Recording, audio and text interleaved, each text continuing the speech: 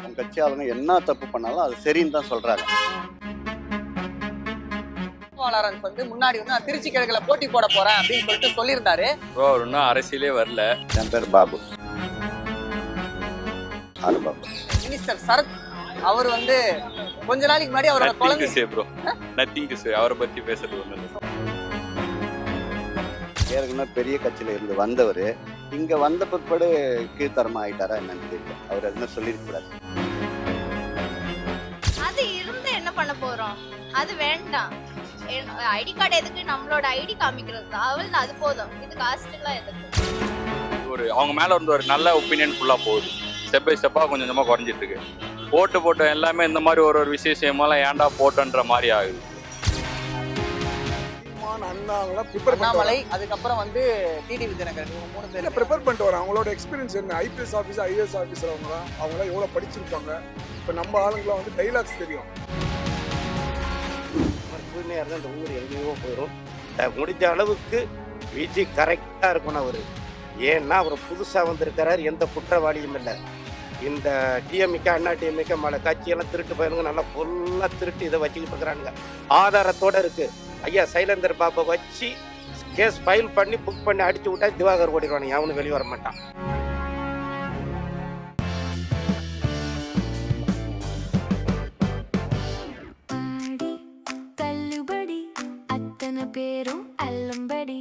ஆறு முதல் 60% வரை ஆடி தள்ளுபடியுடன் super Saravana stores, Chennai, Madurai, Kovai. Gem TV நேயர்களுக்கு வணக்கம். நான் உங்கள் விஜய் அரவன். அதாவது இன்னைக்கு பப்ளிக் ஒப்பீனியன்ல நம்ம என்ன டாபிக்கோட வந்திருக்கோம்னா வந்து அரசியல் சார்ந்த கேள்விகள்லாம் கேட்க வந்திருக்கோம்.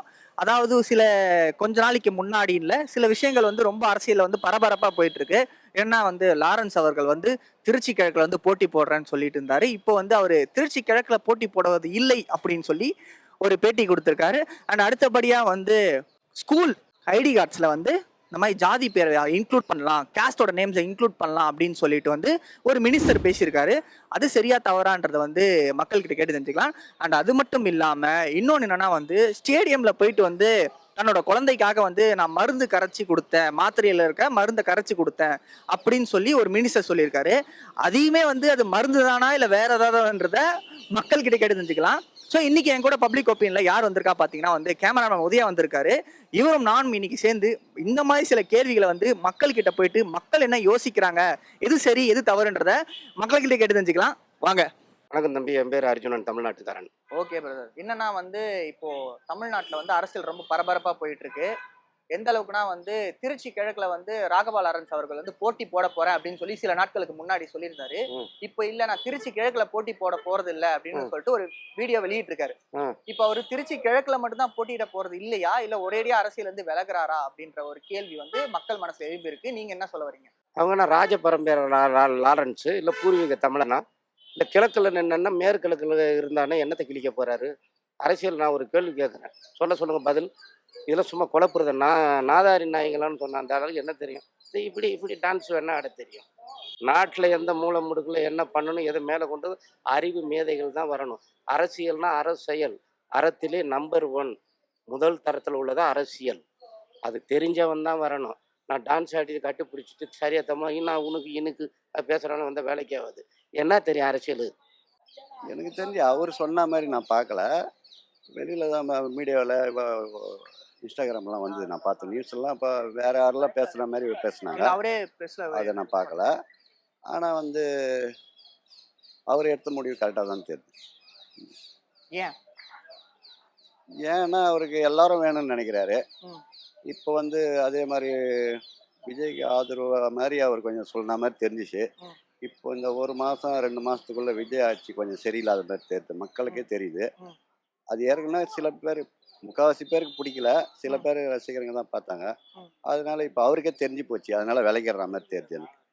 இல்லை லாரன்ஸ்ன்றவங்க பரம்பரைன்னு அப்படியே நாட்டுக்கு வந்து பல இந்த பூண்டி வாண்டையார் மாதிரி பல இருக்குது நிலத்தை வச்சு சாப்பாடு தண்ணி ஆக்கி விவசாயத்தை உற்பத்தி பண்ணி இந்த மேலும் மக்களுக்கு நிறைய நல்லது பண்ணியிருக்காருல்ல. என்ன பண்ணியிருக்கிறாரு தம்பி? அவர் வந்து இந்த ஹேண்டிகேப்ஸ்க்குலாம் வந்து உதவி பண்றாரு. ஏன்னா ஒரு 10 லட்சம் பேருக்கு பண்ணிட்டாரா?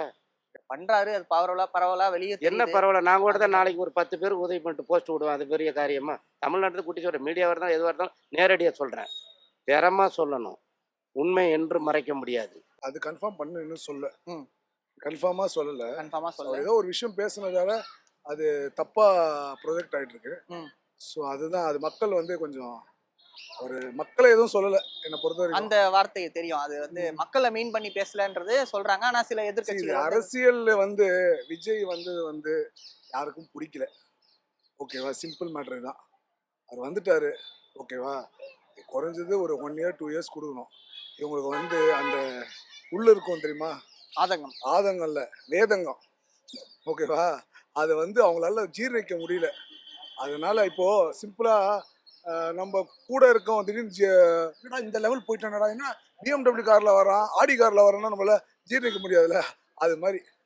ஸோ விஜய் வந்தது யாருக்கும் அவங்களுக்கு பிடிக்கல. எந்த கட்சிக்கு தெரியும், உங்களுக்கு தெரியும். ப்ரோ அவர் இன்னும் அரசியலே வரல. ம். ஃபர்ஸ்ட் ஒரு ஜஸ்ட் இந்த மாதிரி இன்ஃபர்மேஷன் அவர் கொடுத்துருக்காரு. சரி பாப்போம், அவர் நல்லாச்சு பண்ணா சந்தோஷம் தான். பட் நடுவில் ஒரு வீடியோவில் ஒரு டாக் ஒன்று விட்டார், நாயின்ற. அதுதான் மக்களுக்கு ஒரு பெரிய மைனஸ் பாயிண்டாக வந்துருச்சு. அந்த தொகுதி அவருக்கு ஆப்போனன்ட் யார் நிற்கிறாங்கன்னு தெரியல, அதுக்கு ஏற்ற மாதிரி தான் இருக்கும். இவர் இன்ன வரைக்கும் எலெக்ஷனில் வந்ததில்லை, பட் ஃபர்ஸ்ட் டைம் வராரு. ஸோ இல்லாமல் மக்களுக்கு நிறைய ஒரு நல்லது பண்ணிடுறாரு. இருந்து நல்லது பண்ணாலும் அது சந்தோஷம் தான் மக்களுக்கு. அதுக்கு ஒரு சான்ஸ் கொடுத்தப்போ இப்போ எப்படி விஜய்க்கு ஒரு சான்ஸ் கொடுத்தோமோ அவருக்கு ஒரு சான்ஸ் கொடுத்து பார்ப்போம். அவர் வந்தால் நல்லா இருக்குன்ற. எனக்கு தெரிஞ்சு அவரு எலெக்ஷன்ல நிக்க வேண்டாம். ஏன்?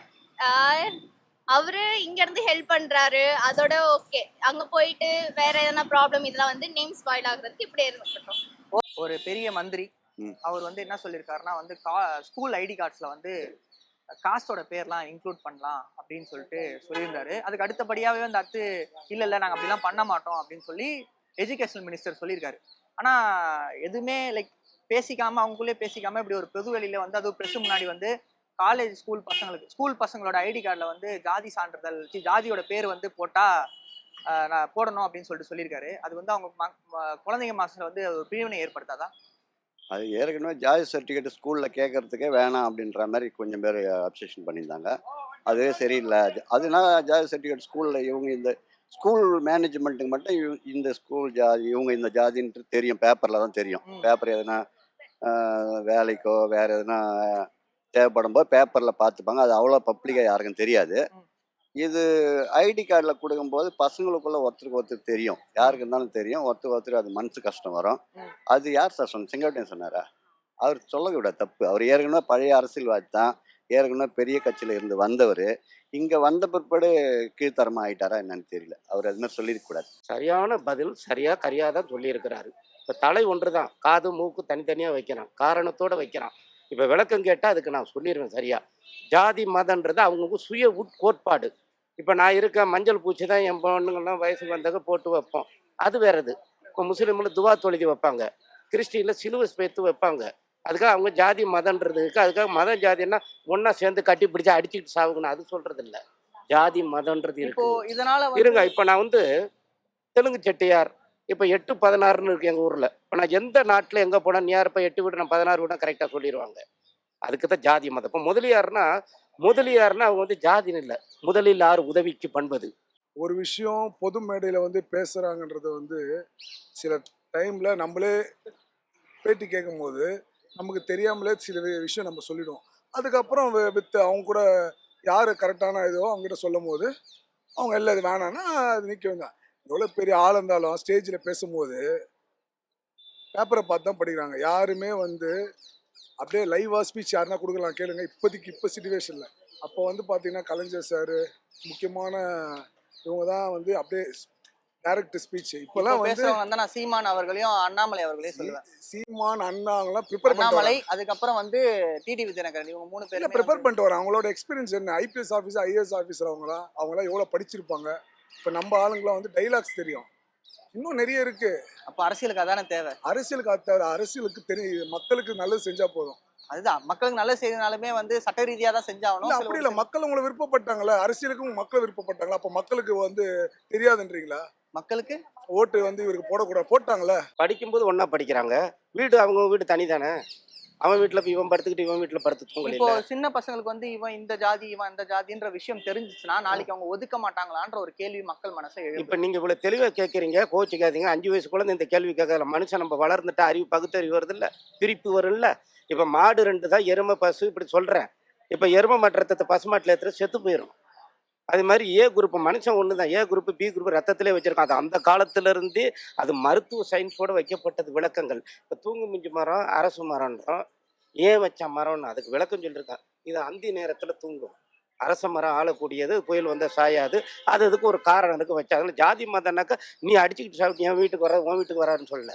உன் சுய கோட்பாடு அது ஒதுக்கிக்க, அதை யாராலையும் மாற்ற முடியாது. கேரளாவில் வைக்கிறான். இப்போ ஒரு வார்த்தை கோச்சிக்கப்படாது. இப்போ நான் நல்லா மக்களை மன்னிக்கணும், ஒரு கதைக்காக சொல்கிறேன். நான் நல்லா மாட்டுக்கறி எருமை கண்ணுக்குட்டி கறியாக தின்னுவேன். பெரிய வாழாண்ட போய் பூணூரில் போட்டாண்டால் போய் வந்துருவா சாமி பேசிடுவாள் அப்படின்னா அது பட்டாம்பூச்சி. அது மரக்காய்கறி சாப்பிட்டு வேதத்தை ஒன்றி அப்படியே பேசக்கூடியது. நாங்கள் போனால் அந்த உயிர் நின்றாது, மேன்மையானது. ஜாதி மதம் அவங்க சுய கோட்பாடு தப்பு இல்லை. அது தாண்டி இப்போ நானே ஒரு விஷயம் இருக்கேன். நான் ஒரு கார் ஓட்டணும்னு நினைக்கிறேன். திடீர்னு எடுத்து ஓட்டேன், அவ்வளோதான், முடிஞ்சிருச்சு. என்ன பண்ண முடியும்? ஐயோ இவர் கார் ஓட்ட தெரியுதான் கிடையாது, வந்துட்டாரு. இதுக்கு மேலே அவருக்கு டைம் தேவைப்படுது. இல்ல அது 1 year 2 years டைம் அந்த எப்படியும் 2 years 3 years தேவைப்படும். ஏன்னா இங்கே இருக்க ஸ்ட்ரக்சரே வேற மாதிரி இருக்கு. அதில் என்னென்ன பண்ணி வச்சுனான்னு தெரியாது. அவர் அதெல்லாம் டீட்டெயிலிங்காக பார்த்துட்டு இப்போதைக்கு ஓரளவுக்கு செஞ்சுட்டு இருக்காரு. ஓரளவுக்கு ஹாப்பியாக இருக்கும், எந்த பிரச்சனையும் இல்லாமல் இருக்கும். இப்படியே இருந்தாலே போதும். அது தப்பு தான். அது எதுக்கு இப்ப யூஸ் ஆகுறது இல்லைன்றப்போ அது எதுக்கு? ஐடி கார்டு எதுக்கு? நம்மளோட ஐடி காமிக்கிறது தான். அவள் அது போதும். இது காஸ்ட் எல்லாம் எதுக்கு? ஆக்சுவலி தப்பு தான் ப்ரோ. கேஷ் இருக்கணும் இல்லைன்னா சொல்லக்கூடாது. பட் எல்லாத்துலேயும் வரணும். அவங்க ஆரம்பிக்கும் போதே வந்து கேஷ் ஒழிக்கிறோம், எல்லாம் பண்ணுறோம், எங்களோட கொள்கை அதான்னு சொல்லி ஆரம்பித்தாங்க. ஸோ அந்த மாதிரி ஆரம்பிச்சுட்டு இப்போ இந்த மாதிரி விஷயம் செய்யும் போது அது தவறு தான் ப்ரோ. மக்களோட மனசில் அது வந்து தவறாக எல்லாம் போகுது. இது ஒரு அவங்க மேலே வந்து ஒரு நல்ல ஒப்பீனியன் ஃபுல்லாக போகுது. ஸ்டெப் பை ஸ்டெப்பாக கொஞ்சம் கொஞ்சமாக குறைஞ்சிட்டு இருக்கு. ஓட்டு போட்ட எல்லாமே இந்த மாதிரி ஒரு விஷயம் செய்யும் போதெல்லாம் ஏன்டா போட்டோன்ற மாதிரி ஆகுது. அது மாதிரி தூய்மையாக இருந்தால் இந்த ஊர் எங்கேயோ போயிடும். இந்த முடிஞ்ச அளவுக்கு விஜய் கரெக்டாக இருக்கணும் அவர். ஏன்னா அவர் புதுசாக வந்திருக்கிறார், எந்த குற்றவாளியும் இல்லை. இந்த டிஎம்கே அண்ணா டிஎம்கே மலை கட்சியெல்லாம் திருட்டு பயலுங்க நல்லா ஃபுல்லாக திருட்டு இதை வச்சுக்கிட்டு இருக்கிறானுங்க. ஆதாரத்தோடு இருக்குது. ஐயா சைலேந்தர் பாபா வச்சு கேஸ் ஃபைல் பண்ணி புக் பண்ணி அடிச்சு விட்டா திவாகர் ஓடிடுவானுங்க, அவனுக்கு வெளியே வர மாட்டான். அந்த மாதிரி சட்டம் போட்டால் விவசாயி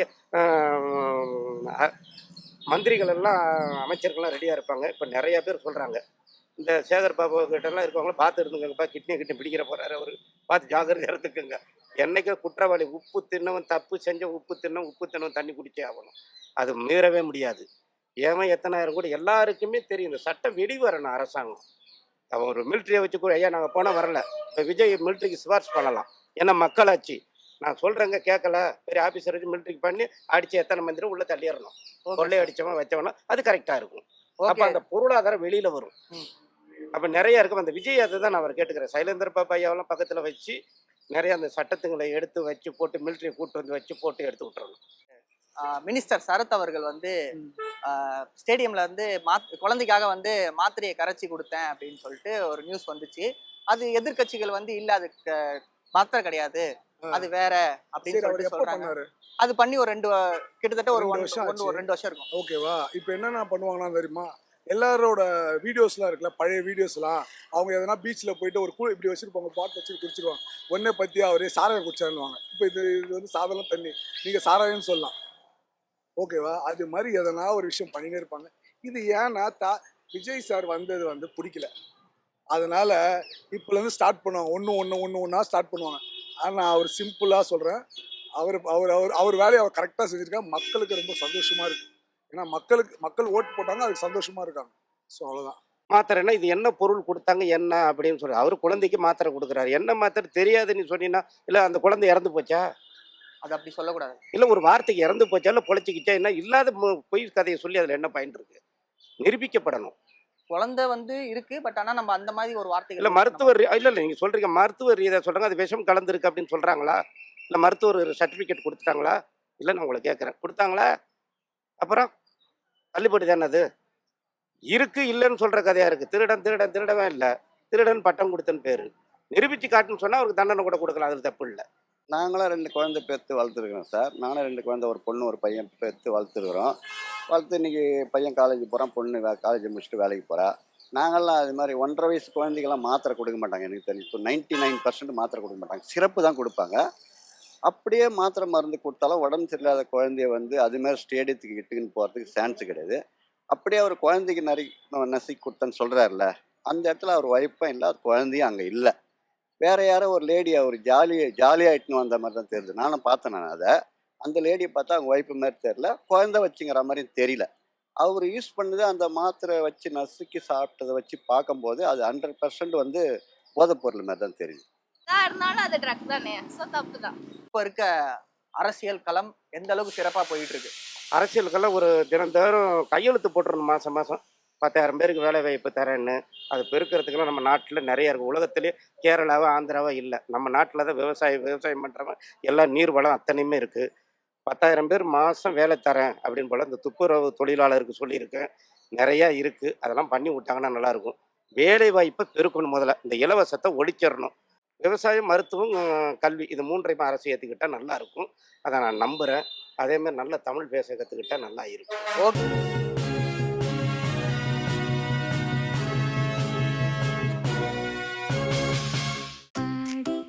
தள்ளுபடி அத்தனை பேரும் அல்லம்படி 6 முதல் 60% வரை ஆடி தள்ளுபடியுடன் சூப்பர் சரவணா ஸ்டோர்ஸ், சென்னை, மதுரை, கோவை.